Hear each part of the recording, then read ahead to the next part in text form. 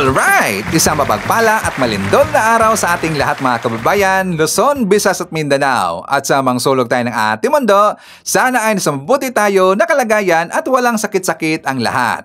Ito po si Ivan mga kababayan at welcome back dito sa ating YouTube channel. Okay, so mga kababayan ko, before natin pag-uusapan yung mga kalokohan ng mga DDS kasi madidibang tayo ng mga fake news pakabayan. Pag-uusapan po natin yung nangyaring sunod-sunod ngayon ng mga problema ng mga DDS. At siyempre, pag-uusapan natin yung tatlong mensahe ng ating Panginoon para kay Sara Duterte at saka sa mga DDS pakabayan. At marami pang iba, okay?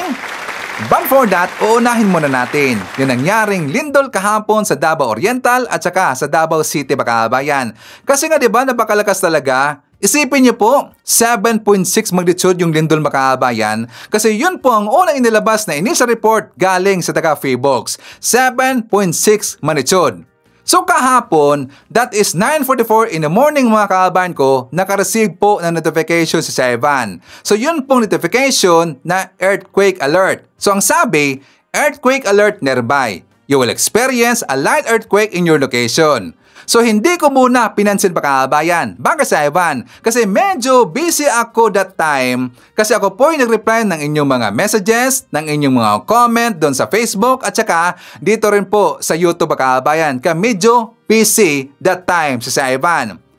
How many seconds? Siguro mga 5 to 6 seconds yata yon nakaranas po ng lindol ang Leyte kaabayan. Pero hindi po ganun kalakas. Ano lang yung usual na experience namin na aftershock dito sa Leyte. Kasi hanggang ngayon mga kababayan ko, meron pa rin hong aftershock dito sa Leyte. Kami po ay nasanay na.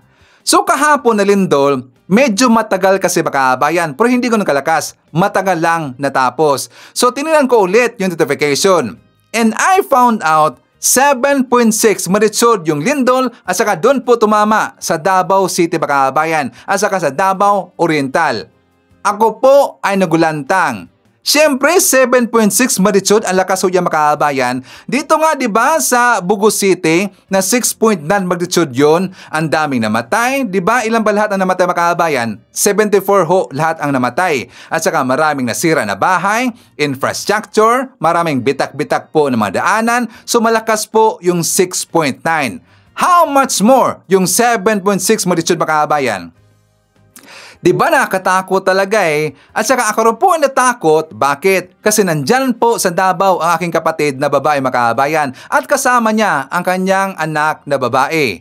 Nandyan rin po yung mga pinsan ng aking asawa makabayan dyan po sa Davao. Kaya ako po ay natakot at saka ninervyos. Siyempre, isipin nyo, 7.6 magnitude ho yan. So ang ginawa ko, tinawagan ko kaagad ang aking kapatid na babae makabayan. Pero hindi niya nasagot ang aking tawag. Minsan nga wala-wala yung signal doon makabayan.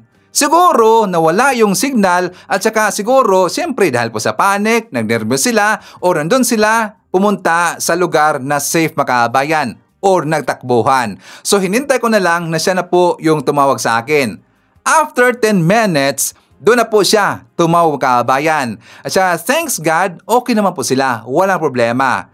Pero ang balita kahapon makabayan, di ba meron pong namatay na 4 according po sa taga government officials sa Davao. Yun po sinabi nila, 4 po yung namatay makabayan. At marami pong nawasak po na mga bahay, nasira po na mga eskwelahan, infrastructure, at meron pong bitak-bitak po sa daan makabayan. So maraming damage na nangyari or na ginawa yung lindol kahapon doon sa Davao makabayan. Maraming damage.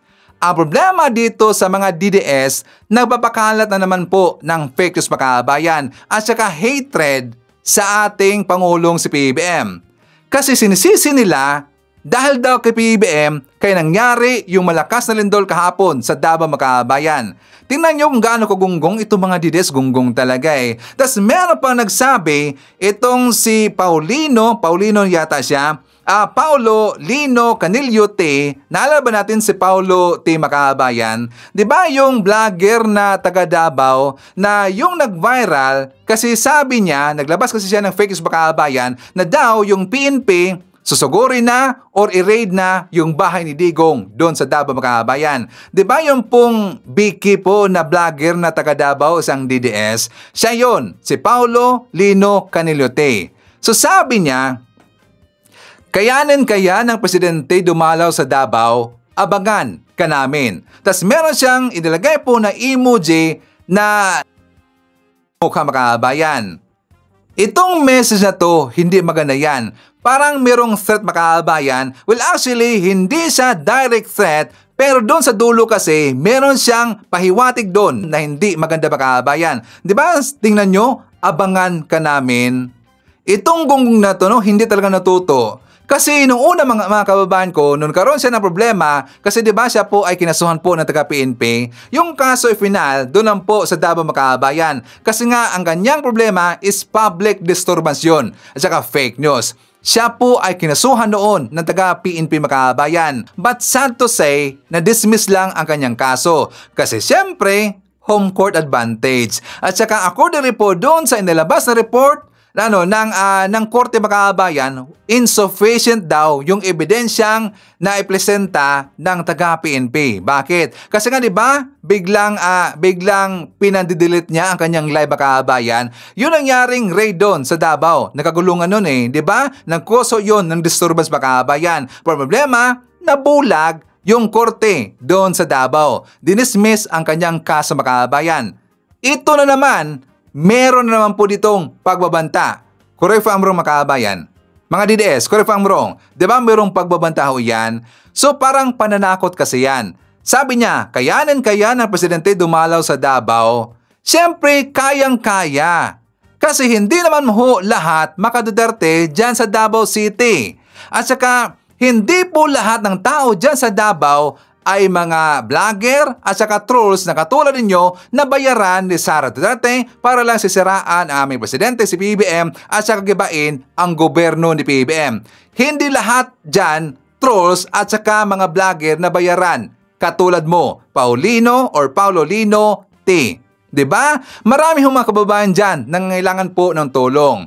Kung hindi mo kailangan ng tulong, well, ibigay mo or bigyan mo ng chance na bibigyan ng ating gobyerno ng tulong ang mga kababayan mong taga Davao. Yun lang po kasimple, di ba? Siyempre, itong tao na ito mga kababayan ko, hindi niya kasi kailangan ng tulong. Bakit? Kasi itong si Paulo Lino, siya po ay mayaman. Mayaman ho yan. And besides, bayaran ho yan na vlogger ni Sara Duterte mga kababayan. So ito po ang nangyari sa kanyang bahay. That was the strongest earthquake in my life. And nag-crack ang bahay. Sobrang nag-crack. Sobrang lakas. I couldn't go out. Ang lakas. Grabe. Grabe. I'm not sure with the other Davaoeños, but that was the strongest. Nanginginig pa ako. But I'm okay. I'm okay. Ang lakas. Nag-crack lang lahat sa sobrang lakas. At I heard a lot of nagbagsakan. Oh, di ba? Sa kanyang estado mga kababayan, sa kanyang buhay, do you think kailangan niya ng tulong? Siyempre, hindi. Mayaman ho yan si Paulo. At saka, aside from that, bayaran ho yan na vlogger ni Sara Duterte mga kababayan. So, hindi niya kailangan ho ng tulong. Pero marami siyang mga kababayan dyan sa Davao na nangangailangan po ng tulong mga kababayan. Gusto niyang idamay dito, di ba gonggong talaga eh. Alam mo, Paulo Lino T, si Presidente BBM, siya po ay isang working president. Nagtatrabaho ho yan. Hindi ho yan katulad kay Sara Duterte na ang kanyang trabaho ay puro lang paglakwatsa, paninira, puro lang rally, at saka walang ibang ginagawa, kundi puro lang pagpaplano kung paano gigibain ang gobyerno ni PBBM. Yun lang po ang kanyang plano. Pero nasaan ngayon si Sara Duterte? Diba hanggang ngayon wala pa rin po sa Davao mga kababayan? Actually siya po hinanap ho kahapon until now ng taga Davao City. Nasaan si Sara Duterte? Wala siya sa Davao mga kababayan. Kasi according po sa mga comment ng mga netizen, nandun daw nagipag-meeting para sa darating na rally next day mga kababayan. Diba mayroong rally ho sila this coming October 12? So, preparation yon ang ipinunta ni Sarah doon sa ibang lugar mga kabayan. So meron na po nagsabi na baka daw itong si Sarah ay nandun sa dahig. Bakit? Kasi nga diba kahapon po yung inilabas na desisyon na tungkol doon sa interim release ni Digong mga kabayan. Pero nadismayado itong mga DDS. Nasaktan itong mga DDS as sila po ay nag-iyakan mga kabayan. Kasi ang inilabas na report, inilabas po na desisyon ng ICC, hindi pinagbigyan itong si Digong na makaroon ng interim release mga kabayan. Nireject ang request ng defense team ni Digong na interim release. Iyakan silang lahat. Diba? So marami hong mga nangyayari kahapon sa mga DDS mga kabayan. Nakamalasan. Pero babalikan lang ho natin yan. Ipapakita ko muna sa inyo yung nangyaring lindol kahapon doon sa Davao. For more details, let's watch this. Hala, Lord, ang lakas.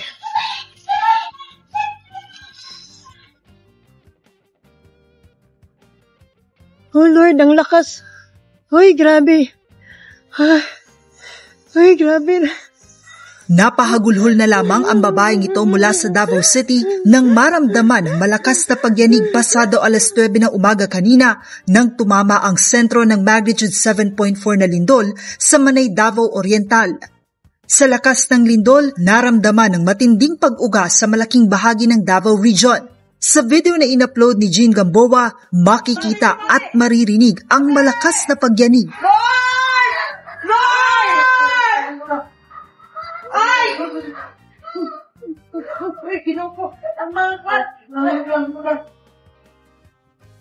Nagsigawan rin at nagkagulo ang mga dumalo sa isang event sa SMX Convention Center sa Lanang, Davao City sa kasagsagan ng malakas na pagyanig kanina.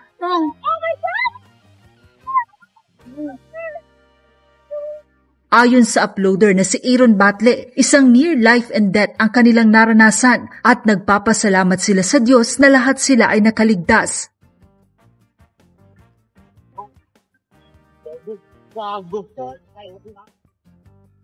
Nagulantang rin ang mga estudyanteng ito ng Mapua School sa Matina, Davao City nang maramdaman ang malakas na pag-uga kanina. Sabay-sabay nilang binuhat ang kanilang mga upuan at ginamit na proteksyon sa kanilang mga sarili. Habang nag-iiyakan at naghihiyawan rin ang mag-anak na ito sa Nabunturan, Davao de Oro sa gitna ng malakas na lindol. Humihingi naman ng saklolo ang mga nasa video na ito mula sa Mati City matapos na madaganan ng gumuhong semento ang isang babae. Sa mga larawang ibinahagi ni Attorney Israelito Torion, makikita ang matinding epekto ng lindol sa Barangay San Fermin sa Manay, Davao Oriental. Kita sa mga larawan ang mga gumuhong semento at bloke ng bato na bumagsak sa daanan. Nagkaroon naman ng landslide sa may Sitio Guyaman, King Pantukan, Davao de Oro dahil sa lakas ng pagyanig. Makikita sa video na ilang bahay ang natabunan ng gumuhong lupa habang inaalam pa kung mayroong mga taong nadamay doon. May pagguhuri ng lupa ang naiulat mula sa Barangay Kanidkid, Monte Vista, Davao de Oro dahil sa malakas na pagyanig. Sa isang video naman na ibinahagi ng Bureau of Fire Protection, makikita ang paggewang ng mga naglalakihang fire truck sa isang fire station sa Panabo City dahil sa lakas ng lindol. Nagtamo rin ng matinding pinsala ang kanilang fire station sa Manay, Davao Oriental kung saan nagbagsakan ang mga kisame at gumuho ang mga pader. Kita rin sa isa pang video ang matinding pinsala na tinamo ng isang bahay-sambahan sa Barangay Anuling, Manay, Davao Oriental. Sa lakas ng pagyanig, dali-daling inilabas ng ospital ang mga pasyente mula sa isang pagamutan sa Davao de Oro. Habang may ilang estudyante rin mula sa Davao de Oro State College ang hinimatay at nahirapang huminga kanina dahil sa matinding tensyon na dulot ng malakas na lindol. So ngayon, tatanungin natin ito si Paulo Lino mga kababayan kung wala bang taga Davao na hindi nangangailangan ng tulong ng ating gobyerno ngayon. Kasi tinanong siya ng kapwa niya DDS. Tinanong siya kung kailangan ba daw niya ng tulong mga kababayan. At ang kanyang reply, ang kanyang response, actually, no.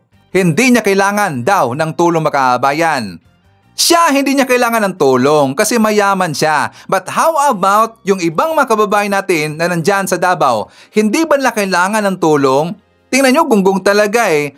Ganyan kasi ang pag-iisip ng DDS Makabayan. Gusto niyang idamay ang kanyang kababayan dyan sa Davao na hindi bibigyan ng tulong galing kay PBBM. Paolo Lino T. Kami ay sigurado na pupunta si PBBM dyan sa inyong lugar because he is a working president at wala pong kulay-kulay kay PBBM in times of crisis. Talagang tumutulong po at handang tumulong ang ating presidenteng si PBBM. Hindi katulad kay Sara Duterte. So doon naman po sa mga DDS na mga gunggong na sabi nila na wala dang alam si PBBM na lumindol yung Davao. Minutes after ho na nag-struck yung lindol dyan sa Davao, meron na hong kaagad na mandatong ibinigay si PBBM sa ating mga agencies sa ating gobyerno. For more details, let's watch this. Ipinasusuri na ni Pangulong Ferdinand Marcos Jr. ang kalagayan ng mga lugar na naapektuhan ng 7.4 magnitude na lindol sa Davao Oriental kaninang umaga. Ayon kay Pangulong Marcos, inatasan na niya ang National Disaster Risk Reduction and Management Council, Office of Civil Defense, Armed Forces of the Philippines, Philippine Coast Guard at lahat ng kinaukulang ahensya na magsagawa ng evacuation sa coastal areas at paganahin na ang emergency communication lines at makipag-ugnayan na mabuti sa local government units. Dagdag ng Pangulo, nakahanda na ang search, rescue at relief operations at agad na itong ide-deploy. Nakapreposisyon na rin ang food at non-food items ng Department of Social Welfare and Development at nakahanda na ang Department of Health para naman sa emergency medical assistance. Tiniyak naman ng DSWD na may sapat silang resources para magdagdag pa ng tulong sa rehiyon na naapektuhan ng lindol. Tayo naman po sa DSWD, nakahanda tayo na mag-augment sa resources ng mga local government units nang sa gayon ay agaran po natin silang matulungan at mai-provide yung kanilang pangunahing pangangailangan. As I mentioned earlier, meron tayo mga non-food items, kasama na po dyan yung mga family tents na maaring magamit na pansamantalang sisilungan ng mga kababayan po natin na mag-evacuate. Naka-full alert naman ang Department of Information and Communications Technology at nakikipag-ugnayan na sa mga telco at mga lokal na pamahalaan para manatiling bukas ang linya at matiyak ang walang patid na digital at emergency services. Handa naman si Budget Secretary Amena Pangandaman na maglabas ng dagdag na tulong upang matiyak na tuloy-tuloy ang serbisyo ng frontline agencies sa pagpapatupad ng relief at recovery efforts. Mensahe ni PBBM sa mga residente ng apektadong riyon, manatiling alerto at kumalma, lumikas sa mas mataas na lugar at umiwas muna sa baybaying dagat. Sumunod sa mga tagubilin mula sa Local Disaster Council at barangay officials, prioridad ngayon anya ang kaligtasan ng lahat. Ayon kay Pangulong Marcos, nagtatrabaho ng walang humpay ang gobyerno upang matiyak na makakarating ang tulong sa mga nangangailangan. Ngayon, mga DDS, sabihin nyo sa amin na walang ginagawa ang ating presidente.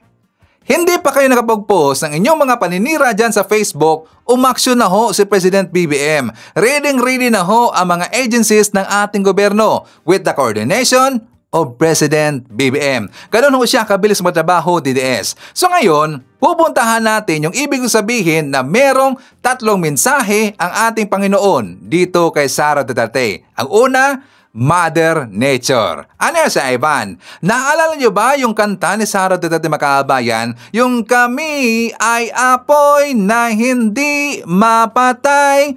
Simula ng kinantayan ni Sara Duterte Makabayan, sunod-sunod na ho yung kalamidad o mga nangyayari sa bansang Pilipinas. Napansin niyo ba? Diba, una nagbagyo, merong sunog dun sa Davao, nagkaroon po ng lindol Makabayan. Diba, simula ng kinantayan ni Sara Duterte, marami na pong mga nangyayari. Kasi according po sa mga kababayan natin, mga netizens, na naintindihan nila yung kanta ni Sara is parang bayan, diba? Parang nagtatawag siya ng hindi maganda.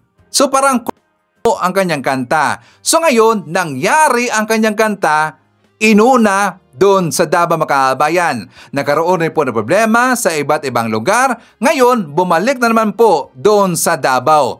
Dahil yan sa kanta ni Sara Duterte Makabayan. Napansin niyo ba yung mga post ngayon sa mga netizen? Diba? Ang kanta ni Sara ang kanilang ipinost ngayon.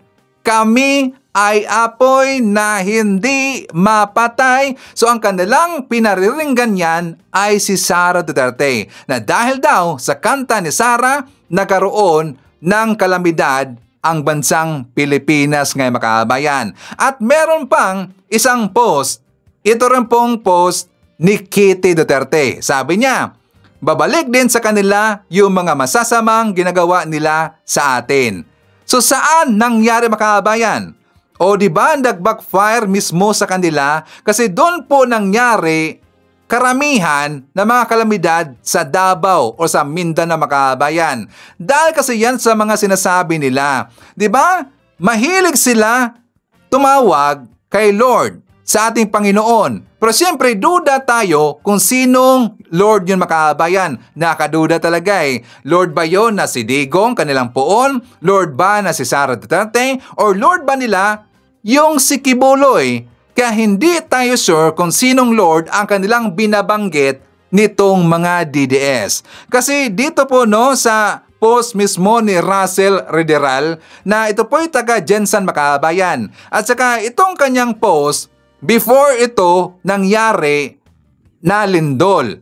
Kasi ito pong post niya during ito sa bagyo doon sa Masbate, mga kabayan. So sabi niya, ayan na ang bagyo ngayon sa Luzon. Nakahanda na ba ang taga Luzon?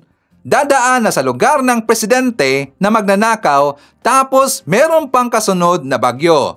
Ayan na ang karma. Hindi talaga natutulog si Lord.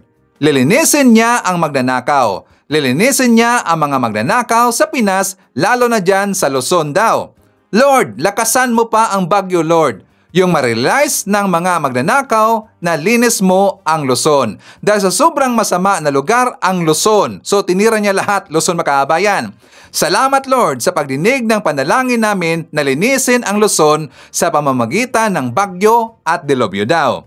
Lord, salamat kasi dininig mo ang panalangin namin na ilubog ulit sa baha ang Luzon or wasakin ang Luzon sa pamamagitan ng bagyo, lalo na sa lugar ng magnanakaw na presidente. Lakasan mo pa ang bagyo, Lord. O di ba gonggong talaga nagpray siya kay Lord, mga kabayan, para lang sa ikakapahamak ng kapwa-tao? Di ba gonggong talaga eh? Kaya tayo po ay nagdududa kung sinong Lord ang kanyang binabanggit, mga kabayan. Imposible na si Lord Jesus Christ. Hindi yon. Kundi duda ako, itong si Kibuloy, or itong si Digong, or itong si Sara, ang kanyang Lord, mga kabayan. Kasi iba ang gusto niya mangyari. Nagpray siya kay Lord para lang sa kapahamakan ng kapwa-tao, mga kabayan. Matino ba ang pag-iisip na taong ganyan? Gonggong talaga eh. Ngayon, nangyari doon mismo sa kanilang lugar, sa Davao Oriental, at saka sa Mindanao, mga kabayan. At saka napansin nyo ba? Diba ito pong sunod-sunod po na lindol, mga kabayan, ay timing talaga sa number 10, no? Kasi nga nung time po na nilindol dito sa Bogo, that is 10 o'clock in the evening, mga kabayan.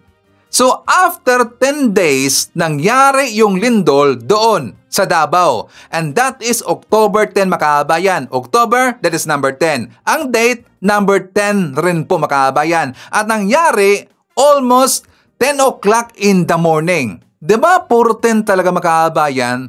Grabe, no? So, meron kasing sinabi na 10, meron dang mangyayari na kabayan. Baka yun na po ang ibig na sabihin, sabi ng iba. 10 or October 10 o'clock in the morning, merong mangyayari daw sa bansang Pilipinas. Yun po ang sabi ng iba. Okay? So ngayon, isa rin po dito sa sinabi ko na mensahe ng ating Panginoon dito kay Sara Duterte, yung nangyari sa ICC, mga kabayan. Diba? Ang desisyon ng ICC na nireject ang request ng defense team ni Digong na bibigyan siya ng temporary interim release. Hindi nangyari, mga kabayan. Iyakan lahat ang mga DDS, pati nga si Harry Roque umiyak, mga kabayan. Iyakan itong si Sara Duterte. Dismayado ang lahat. Bakit? Kasi nga sila po ay pinaasa ng kapwa nila DDS na nakauwi na daw sa Pilipinas ito si Digong. Di ba marami pong nagpost niya makabayan? Ang kanilang post na video, yun po ay galing sa rally nila sa Mandawi. At saka yung kapikas, yun po ang pagdating ni Digong from Hong Kong makabayan. Parang gin-merge nila. Ngayon, ipinapakita nila sa kanilang mga followers na nandito na daw sa Pilipinas itong si Digong. Ano ang nangyari ngayon, di ba? Nga silang lahat. Nasaan na yun ang sabing nakauwi na sa Pilipinas itong si Digong? Napahiya silang lahat makabayan. So, anong nangyari? Iyakan yung mga DDS. Ipapakita ko sa inyo ang vlog ni Harry Roque kasi daw siya ay excited na noon makabayan. Kasi pag-aakala niya na makakauwi na ito si Digong. Kasi nga siya po ay nabuhayan ng loob noong nagkasakit ito si Digong, natumba daw, nabagok yung ulo, at saka meron ng problema dito kay Digong sa kanyang health. Abay kung talaga, nagpray pala itong mga DDS na makakasakit tong si Digong makabayan. Kasi sa sakit ni Digong, may chance daw na mapabibigyan ng interim release. Kasi sabi ho dito ni Harry Roque na baka daw mabigyan ng interim release kasi hindi na fit for trial itong si Digong kasi meron na problema sa kanyang health makabayan. So siya po ay nabuhayan ng loob. Pero sila ay nabuking nang sinabi ni Mrs. Zeberman, ang asawa ni Digong, na healthy pala itong si Digong. Walang problema sa kanya makabayan. So ngayon siguro, nung yun po ay nakita ng taga-ICC, nag-decide sila na hindi bibigyan ng interim release ito si Digong kasi nagsisinungaling lang itong grupo ni Digong makabayan. Pati po itong mga followers ni Digong at ang kanilang mga fake news peddlers na mga DDS vlogger. Ito ngayon ang nangyari kay Roque. For more details, let's watch this. Magandang araw po sa inyong lahat, pero hindi po mabuting balita. Well, kakalabas lang po ng desisyon ng ICC Pre-Trial Chamber kung saan pinasura nila ang mosyon ni Tatay Digong para magkaroon ng panandaliang kalayaan o yung tinatawag na interim release. Bilang isang kasapi po ng ICC List Council, isang profesor ng international law sa UP, sa American University at National University of Singapore, at bilang dating presidente ng Asian Society of International Law, ang aking pananaw po, ang desisyon ay mali, hindi makaturungan, at hindi makatao. Para siguro po maintindihan natin ang desisyon, himay-himayin po muna natin kung bakit sang-ayon sa hukuman, hindi dapat mabigyan ng panandali ang kalayaan si Tatay Digong. Unang-una. Ang unang-unang batayan, meron ba raw pong probability na ginawa ni Tatay Digong ang mga paratang labang sa kanya. Ang problema po dito, ang sabi ng hukuman, hindi po nag-address ang kampo ni Tatay Digong dito sa isyong ito at naniniwala ang hukuman na meron pong probability na ginawa nga po ni Tatay Digong yung mga paratang sa kanya na crimes against humanity. At kung naalala nyo, 3 pong charges yan. No? Yan po yung nangyari daw sa Davao nung siya ay mayor, yung mga target killing, yung siya ay presidente na, at yung mga patayan na naganap dahil di umano sa war on drugs. Ang pangalawang batayan, ang pinaka-kontrobersyal. Itong issue na meron bang probability na tatakas si Tatay Digong kung siya ay binigyan ng panandaliang kalayaan or interim release. Bakit kontrobersyal? Dito ko po tingin, nagkamali ang hukuman. Ano po ang basihan ng pagsabi ng hukuman na merong probability na siya ay tatakas? Well, karamihan po, in fact, halos lahat ng sinabi ng hukuman ay base po sa mga sinabi ni VP Sara. Ano po yung mga sinabi niya? At saka yung ginawa ng pamilya. Well, nung inaresto raw si Tatay Digong, violent raw na nag-release ang kanyang mga kaanak. Siguro ito yung nakita nilang paninigaw ni Hanilet doon sa Villamor. No?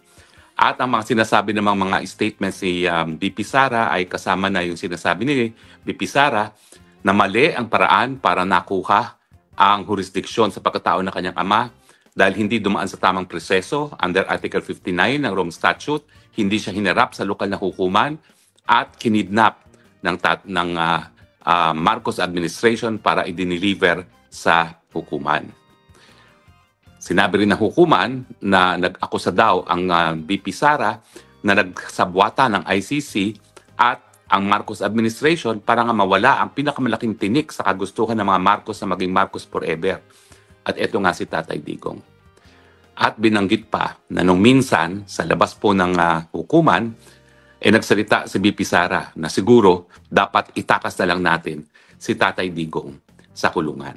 So, wag dapat minasama ng hukuman ang isang bagay na illegal na nangyari sa Pilipinas.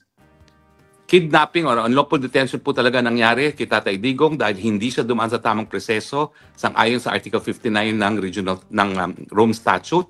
Hindi siya dumaan sa Regional Trial Court.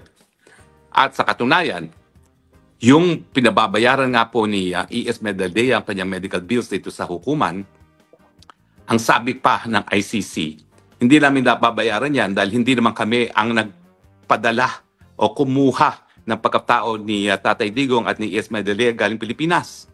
Yan ay voluntaryong ginawa ng Pilipinas.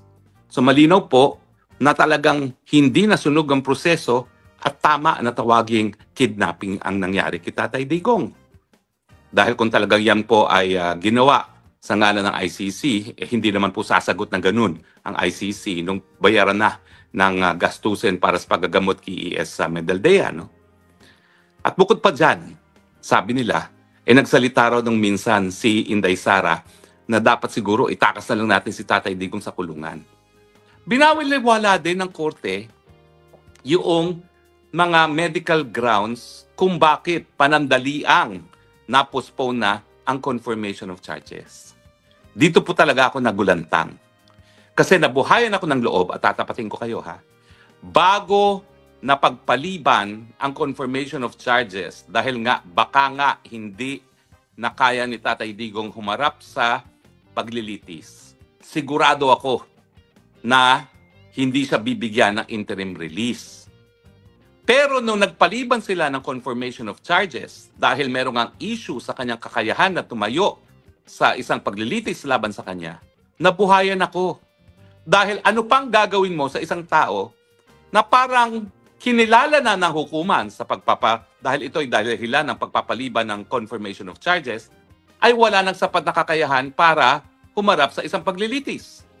Di ba po kapag ikay magpipilit ng ganyang tao ay patuloy na haharap sa paglilitis at siya ay nakakulong panandalian, arbitrary detention na naman yon.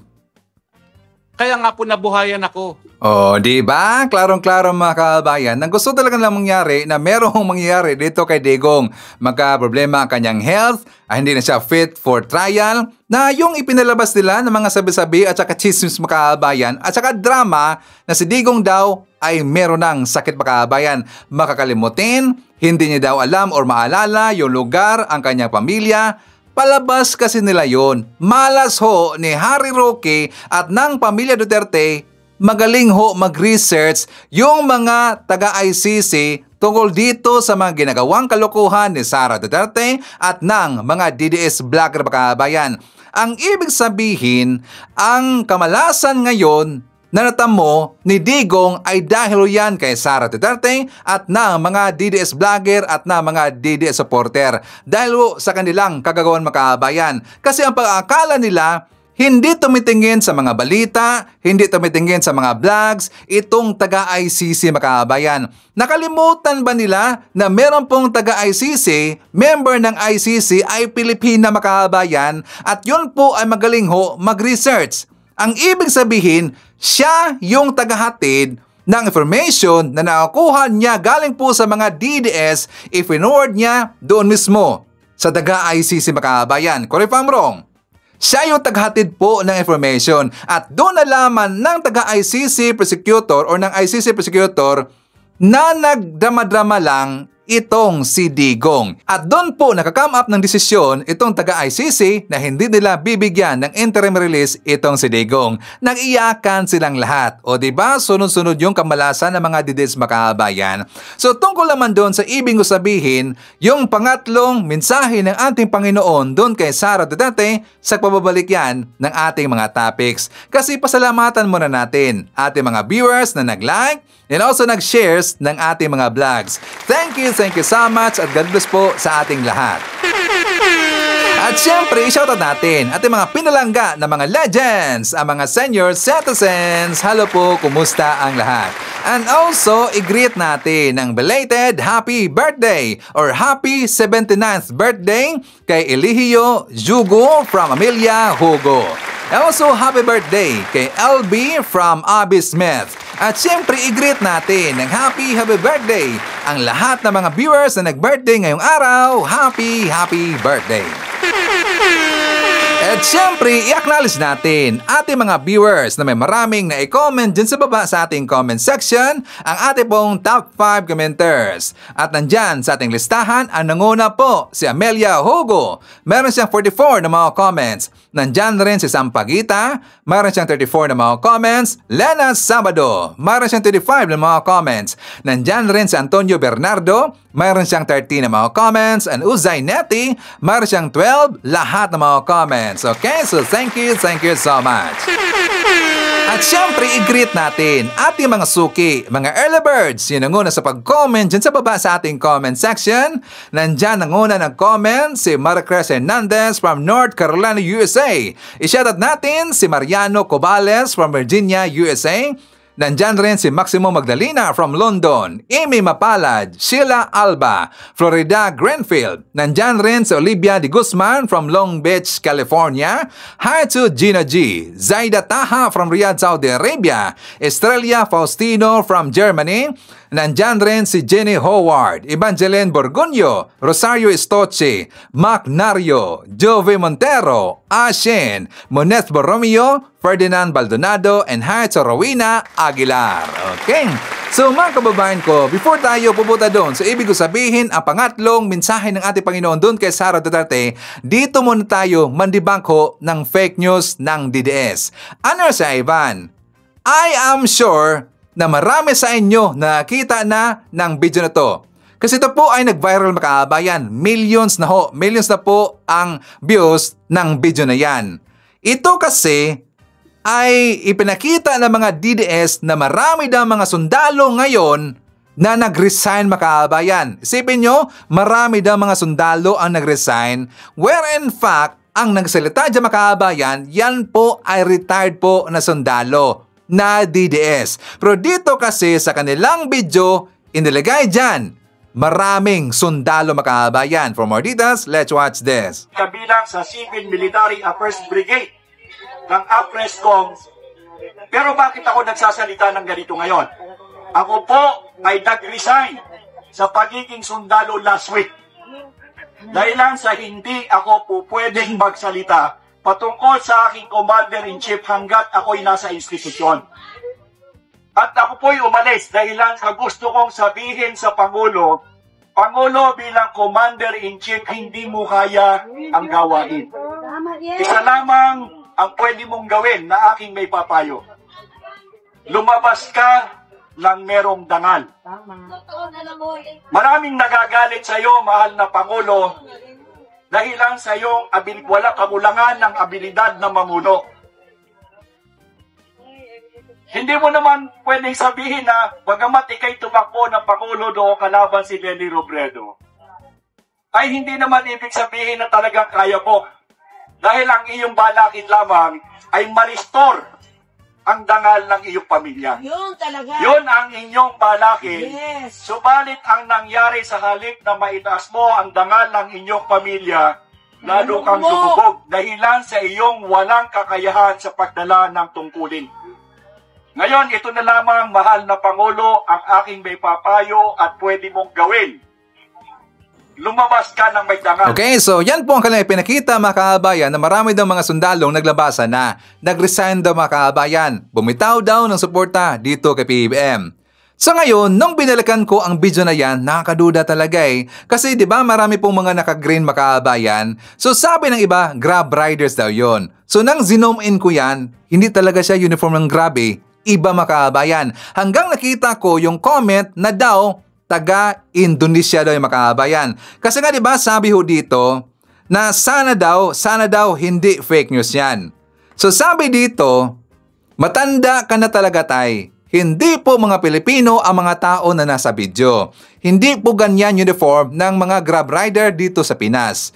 Report nyo lang yang nagpost na papakalat ng mali, sana madampot na din yan ng NBI yan. Sabi ko dito, kaya nga sir, mukhang Indonesia yan, yung plaka ng motor meron sa harap. So ngayon, ang ginawa ko, gin-research yan. So yun po dating gawin mga kabayan. Napaka-easy ho mag-research dyan sa Google. So ngayon, nakita ko na ang original na video ni mga kabayan na ginawa niyang background na maraming mga sundalo, totoo talaga na taga-Indonesia. Kasi kung titingnan natin po yung caption dyan sa original na video, Dari Rakyat, Unto Rakyat. So nang research ko, ang word na yan, from Indonesia mga kabayan. At totoo talaga sa Indonesia kasi nakikita natin sa mga comments sa original na video from Indonesia mga kabayan.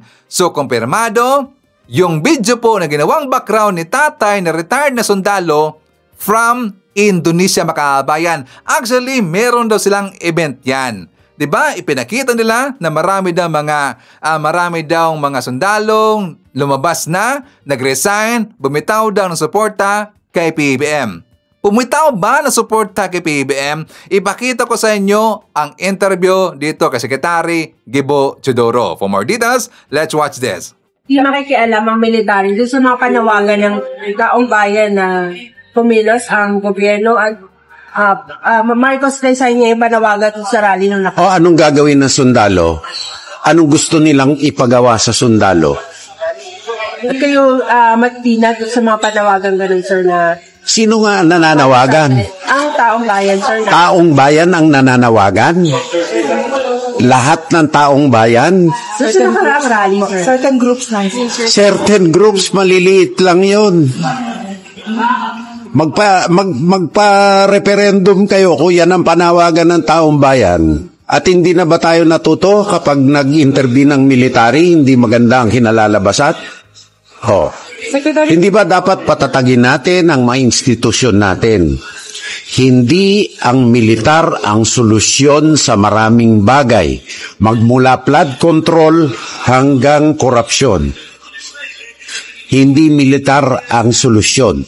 Ang solusyon ay pagpapatatag at papagtibay ng ating mga institusyon. Diba? Sa palpal ang reporter mga kabayan, kasi nga lagi lang ginagamit na taong bayan daw ang nanawagan. Taong bayan, dapat be specific. Ang gagamitin nila na word, panawagan ng mga DDS. Kasi yung certain group, ilan lang ho yung mga kabayan. Yung retired po ng mga sundalo na gustong pababain sa Pesos BBM, hindi ka sila umabot ang 100 mga kabayan. Diba? Hindi sila umabot ho ng 100. Nakita ba natin yung kanilang rally doon sa sinagawa doon sa Lunita mga kabayan? Mga retired daw yun ng mga sundalo. Hindi nga umabot ng 100. Tas ngayon, panawagan ng taong bayan. Gonggong talaga eh. Yun kasi ang lagi ginagamit ho ng mga DDS mga kabayan. Taong bayan. Dapat ang kanilang ilagay, panawagan ng mga DDS para klaro kung ilan lang sila lahat mga kabayan. Diba?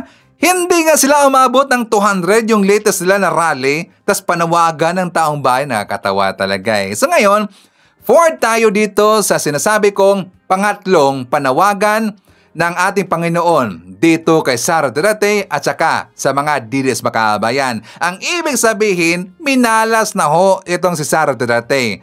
Ito po ay tungkol sa kanyang budget mga kabayan. Ano nangyari sa Ivan? Kasi nga diba, naalala nyo ba that is... week ago na yata yon or mga 2 weeks ago mga kabayan na itong si Sara Duterte, siya po inibitahan doon sa Kongreso para umatin sa budget deliberation mga kabayan. Anong ginawa ni Sara Duterte? Hindi daw siya pupunta doon sa Kongreso or pupunta na daw siya sa Kongreso in one condition mga kabayan. Diba humingi pa nga siya ng kondisyon? So ngayon, hindi siya pumunta doon sa budget deliberation doon sa Kongreso. Ang kanyang pinapupunta lang doon, ang kanyang tauhan lang mga kabayan. Saan napunta? Ito si Sara. Nandun po nakirally sa Japan. Yun po yung time po ng rally mga kabayan. Meeting sa Japan. Inuna niya yung meeting ng rally sa Japan, hinayaan niya yung budget deliberation para po sa budget ng OBP mga kabayan. Kasi ang kanyang punto doon, Gusto niya kasing hihingi ng additional na budget para sa OBP para magiging 800 plus million pesos ang budget ng OBP sa year 2026 mga kabayan.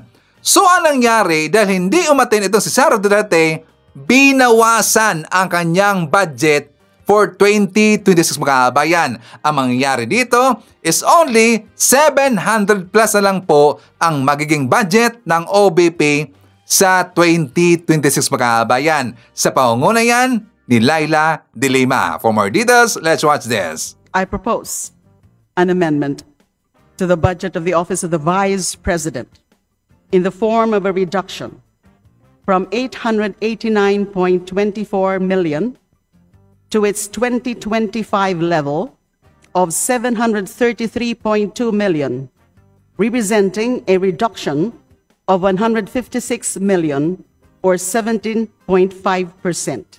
This is found in House Gab Volume 1A, page 2, line 19. Madam Speaker, Madam Sponsor, may I briefly explain my proposed amendment? Every peso in this budget is the people's money. And when we demand accountability, we do so not out of hostility, but out of duty. Duty to the Constitution, duty to the people, and duty to the truth. Let me then again put this on record. VP Sara Duterte's repeated refusal to face this chamber is an insult. It spits on the duty of accountability. While she clings to millions in public funds, she refuses to explain. This is arrogance. Para tayong mga magulang na tinatabig at sinisigawan ng anak na tumatangging magpaliwanag kung saan napunta ang baon. Kahangalan ang magsabi na aksidente lamang ito o resulta ng pagkakamali. Malinaw na pangmamaliit ito sa Kongreso at sa taong bayan. Sa madaling salita po, paulit-ulit na tayong binabastos ng Vice Presidente. Congress holds the purse, and when a child squanders the family's money without answers, the remedy is clear. Bawasan ang baon hanggang matuto. Let me be clear. This reduction is discipline, not demolition. Malayo ito sa ginawa ng kanyang ama na ginamit ang budget para pahirapan ang Commission on Human Rights, a constitutional body created to defend the powerless. What we do here is different. We call out entitlement. We confront arrogance. We demand respect. Public money is not a toy. Hindi ito pabuya na pinamimigay sa mga imbentong tao na may imbentong pangalan sa mga imbentong project. It is a trust. And until the Vice President learns respect, this House must act as the parent that disciplines a brat. Alam ko po that this move will generate varied reactions. It might even be exploited by certain camps to elicit sympathy for VP Sara. Diyan naman sila magaling kadramahan. Pero hindi pwedeng mangibabaw ang drama sa kung ano ang tama, sa kung ano ang makatwiran, at sa kung ano ang nararapat sa pagtatanggol sa dignidad ng institusyong ito at ng proseso ng pambansang budget. So Madam Speaker, Madam Sponsor, I respectfully but firmly propose the reduction of the budget of the Office of the President, Vice President, from 889.24 million to its 2025 level of 733.2 million. I so move. Maraming salamat po. Madam Speaker. What does the sponsor say?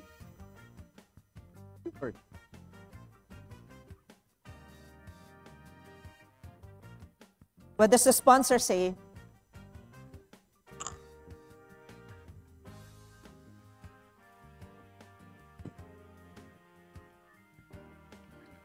Madam Speaker, I move to suspend. Session suspended. The Honorable De Lima has an individual amendment. What does the sponsor say? Madam Speaker, the committee accepts the proposed amendment subject to the following. First, we want to protect the interests of the personnel within the office of the Vice President. Oh, di ba? Iyak ito si Sara Duterte. Iyakan ang mga didis bakabayan kasi yung proposed budget ng OBP na 800 plus million pesos binawasan kasi naging 700 plus na lang makabayan. Kasi yung proposal na sinabi ni Lala de Lima naaprubahan kasi na Kongreso. O, di ba?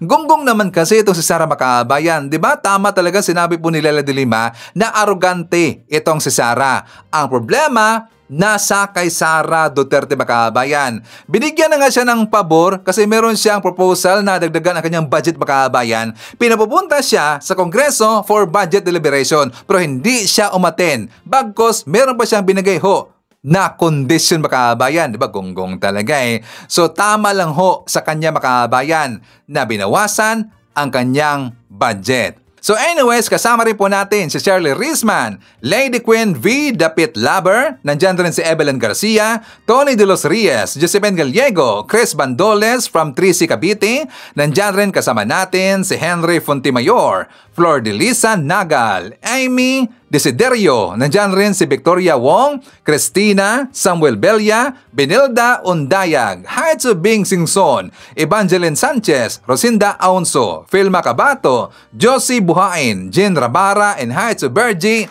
Pungian. Okay. So mga kababayan ko, ipapakita ko sa inyo ang interview kay dating Senador Trillanes dito sa Bilyonaryo News Channel. Kasi dito niya sasagutin yung tungkol sa interim release ni Digong at tungkol rin po doon sa kanyang planong kasong ihahain dito kay Bongo Makabayan. For more details, let's watch this. This Senate resolution on the House arrest of former President Rodrigo Duterte. This was authored by Senator Cayetano urging a House arrest for FPRRD, and it was an overwhelming majority, if we can describe it as that, 15 for, 3 against, and 2 abstentions. What do you think of this Senate resolution, sir, that was authored by Senator Cayetano, Alan Peter Cayetano? I think this, well, first and foremost, this has no binding effect towards the ICC because the ICC pre-trial judges would base their own decision on whether to grant interim release to Duterte or not, based on their jurisprudence and based on the criteria that they have. And so, since the Philippines is not a member of the ICC anymore, so the ICC has no basis to listen to, or it doesn't, because a country that is willing to host a detainee during his interim release, it can only be made by member states of the ICC. So, hindi na tayo kasali kagad from the get-go. Kaya, I am inclined to believe that this resolution is more for the domestic audience. It's for the Duterte base, and for the senators themselves, they're signing up. Ang audience naman nila dito is si Sara. Kumaga, sumisip-sip na kay Sara because they know that she's a very vindictive person, so they want to suck up to her by saying that at some point they lobbied for her for his house arrest. Pero hindi talaga mangyari. Hindi na uuwi dito si Duterte. Kasi hindi tayo member state, kaya hindi pwedeng i-release dito sa atin. Plus, it's not even the Marcos administration or Marcos government that is demanding or requesting the ICC. Tapos, doon mismo sa conditions or criteria for an interim release, hindi rin papasok si Duterte kasi talagang para sa ano lang siya for the minor offenses. Yung mga detainees na may minor offenses. Wala ni isa dun sa mga previous na nabigyan ng interim release, crimes against humanity. Yeah.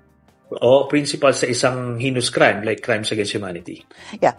Some of the statements mentioned by this Senate resolution is a medical assessment of the former president's health and whether, his continued detention would worsen. Yun po, yung continued detention doon po sa ICC could worsen.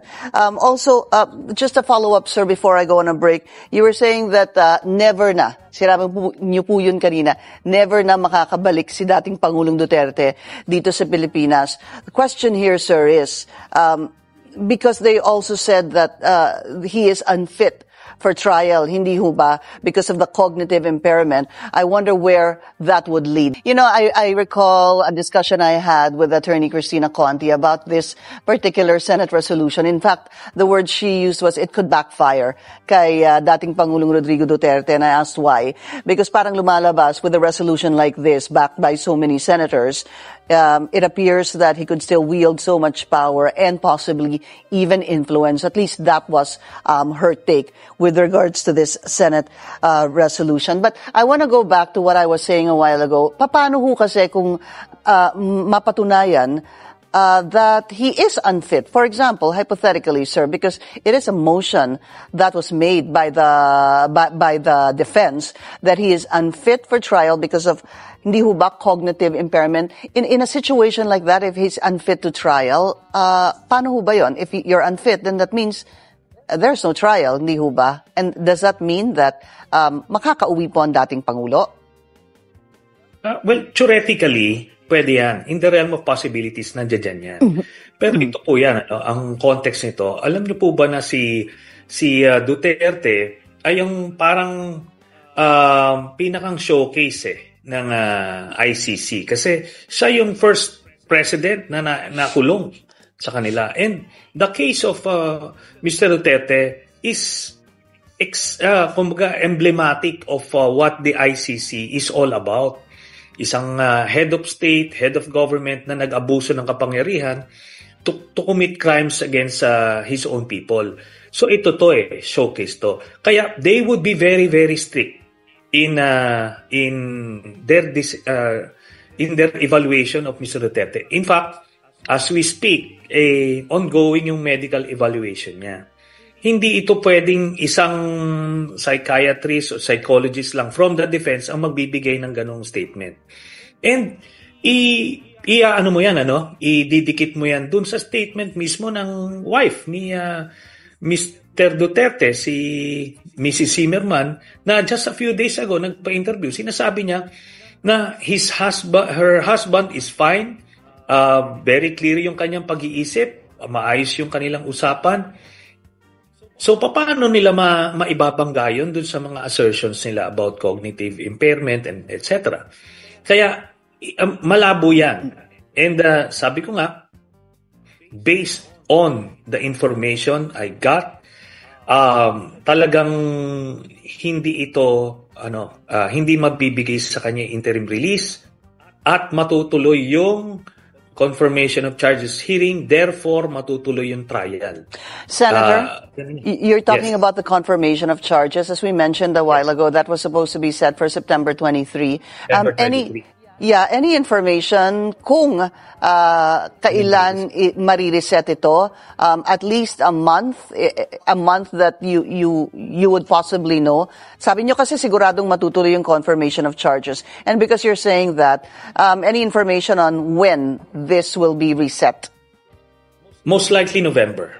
Okay? So not to preempt the findings of the medical panel na nag-evaluate sa kanya, pero assuming mabigyan siya ng medical clearance, magre-resume yan sa November.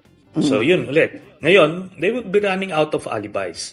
So, even assuming merong indications ng cognitive decline, which happens to people with advanced age, pero I am sure meron silang medical facility na i-evaluate siya continuously. Hindi pwedeng one goal lang yan, then okay, release ka na. No, Okay. it will be a very, very long process. Yeah, because what I'm actually wondering right now is that was the defense's motion, di ho ba? Sila po ang nagsabi na may cognitive impairment. Hence, the question begs na meron ho bang magiging ICC accredited doctor to look into the well-being of the former president and even the prosecution. I understand, of course, the prosecution also wants their own doctor to look into the mental and yung physical well-being of former President Rodrigo Duterte. Any idea, sir, if meron na pong ICC accredited na doktor, a team of doctors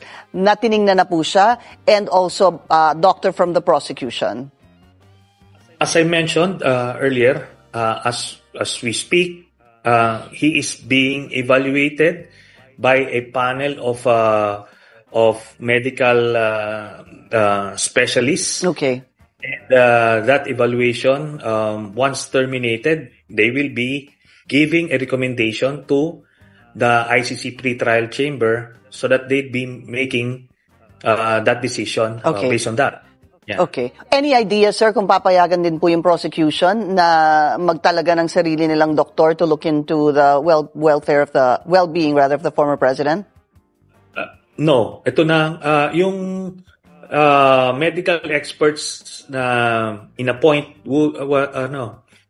came from the pre-trial chamber para neutral. Got it, sir.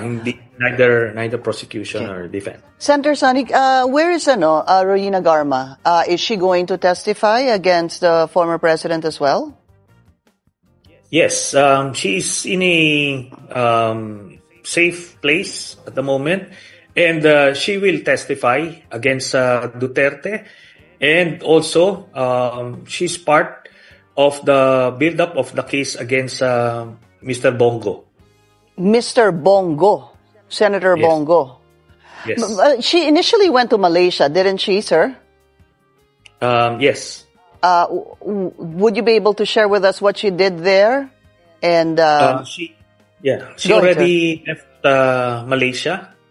And let's just say that she's being processed by the team of investigators of the ICC. I see. Doon po sa Malaysia? No. She No. has already left Malaysia. Okay. But sir, can you give us more information? You were saying that she's there to serve as witness or to testify against, would these, my words be correct, against Senator Bongo, sir? Bongo and Duterte. Silang dalawa po. What will she say about Senator Bongo? About the whole setup, that there are two branches. Mr. Duterte set the policy. So, yung war on drugs, killing suspected drug addicts, pushers, and the killing of the ninja cops and yung mga karibal, business rivals nung drug lord nila na si Michael Yang. So partner ni Duterte si Michael Yang, may mga karibal sila na from another syndicate, another triad. So yun yung pinapatay nung branch ni Bongo. Si Bato, siya yung pagsow ng general chaos. War on drugs. War on drugs, yung tokhang through the PNP. Si Bongo, sa kanya yung branch na yung special operations na tinitira yung mga ninja cops na hindi kasama sa sindikato nila, na distributor ng ibang drug lords, na karibal ng drug lord partner nila na si Michael Yang. I see. And this is, ito po ay patotohanan ni Garma. Yes. So yan yung binuo nila na grupo na death squad sa national level. Parang ano nga dito is si Garma is the Las Cañas of the Davao Death Squad. Parang ganon. So yung role ni Las Cañas as one of those who formed the Davao Death Squad, right, nung mayor lang si Digong, si Garma naman yung ganon sa national level nung presidente na si Duterte. I see. Okay. So, you're comparing both. Opo, kasi si Las Cañas, hindi ho ba siya yung supposed to be may alam doon sa reward system, sa Davao Death Squad, etc., together with Matobato. And then you're saying now Garma is on the national level when the former president, the former mayor became president. Yes. Kasi si Las Cañas, doon sila nung mayor pa lang si Duterte. Kasi dating enlisted man lang kasi si Las Cañas. Si Garma, nung nagpresidente na si Duterte, kumbaga ni-level up nila lahat ini-scale up nila yung buong operations na they needed officers to do this job. So, andiyan na si Garma, nirecommend niya si Leonardo, and nag-set up sila nung death squad. So, ganun din. May rewards din ito. Dito naman sa kabilang branch, si structure. So, ito na yung mga quota system na may rewards din. Okay. Ombudsman, Senator Boying Remulla once he officially takes the role of ombudsman. 2 questions lang po. Una, what do you think of his appointment? Is he the best candidate? And number 2, what should he prioritize? He's the best candidate given the situation. Of course, he's no perfect candidate. Nobody is. Pero kailangan mo kasi ng ombudsman at this point na may gravitas. And he has displayed that nung pinupursue niya yung mga highly controversial cases na normally mag-hesitate yung mga Secretary of Justice. Pero siya, tinuloy niya, no? Ginawa niya. And you'll have to give him credit for that at importanteng requisite yun for the job ahead as ombudsman. Kasi if you just put in a retired justice there na alam mo na yung mabagal pa yung learning curve tapos may mga hesitation pa alam mo yun magpe-play safe pa at least ito he can hit the ground running. Ngayon ano ipa-prioritize niya? Maraming mga kaso na nandiyan na pending sa ombudsman. I'll be filing next week yung mga infra scandal nito ni Bongo na yung 7 billion na binigay niya, inaward niya sa kanyang tatay at kapatid. I see. Nakita nyo, I filed this case last year long before pumutok pa itong mga scam na ito ngayon sa infrastructure projects. Naghahanap tayo ngayon, di ba? Ito yung mga contractor, sinasabi na sino yung proponent na ito, sino yung nasa likod. Ito diretso tatay niya tsaka kapatid niya. First degree of consanguinity. Yan ang maliwanag na definition sa plunder law. So si Bongo yan. I'll be filing that case. Then also yung mga kaso nito ni Sara Duterte sa confidential funds. Alright. Kailangan niya i-prioritize yan kasi pinatay na nila yung impeachment So, doon na lang. Okay, so kasama rin po natin si Merna Borromeo, Bart Bartolome, Alicia Lic, Lorna Villanueva, Risa Daliri Madriaga, Haitsu Bandi Santos, Generoso Sabado, nandyan rin si Nelson Clariza, Rosalinda Castro, Michael Hamili, Haitsu Jico Jericabreros, Anjang Aison, Amparo Carpiusan, Haitsu Wendy Plaza, Madriaga Lovely Kate, Haitsu Juliet Sunakawa, Ani de la Victoria, nandyan rin kasama natin si Jason Dipugi, Luis Acosta Paglinawan, Prima Herdan, Ricky Disio, Lita Madronillo, Martis Pap, and Haitsu Mari, Gia Rondina, Novena. Okay. So mga kababayan ko, yan natin manakalap na mga balita ngayong araw. Kung nakaabot ka po sa portion na to, sana nakapag-like na ho tayo. Libre po ang mag-share, libre din na mag-subscribe. Again, maraming salamat sa mga viewers na hindi nag-skip ng ating mga commercials. Thank you so much. At before natin tatapusin ang ating programa ngayong araw, sana sabayan nyo sa Sir Ivan para sa ating live messaging prayer. Panginoon, kami dumudulog sa inyo para sa aming mga kababayang naapektuhan ng lindol. Ipagkaloob ninyo sa kanila ang kaligtasan, lakas at pag-asa. Basbasan ninyo ang mga tumutulong sa kanilang pagbangon at pagligtas ng buhay. Naway maramdaman ng bawat isa ang inyong pag-ibig at kapanatagan sa gitna ng trahedya. Idinadalangin ko ito sa pangalan natin Panginoong Jesucristo. Amen. So maraming salamat mga kababayan, and I hope to see you again on my next video.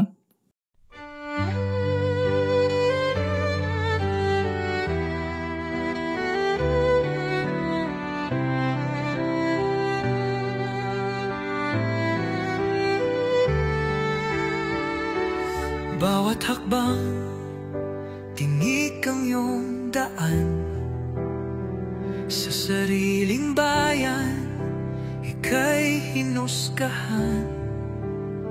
Ika'y siniraan ng ganit sa kapangyarihan. Agilang nagnakaw ng pera ng taong bayan. Pinapasan mong lahat ng dusa.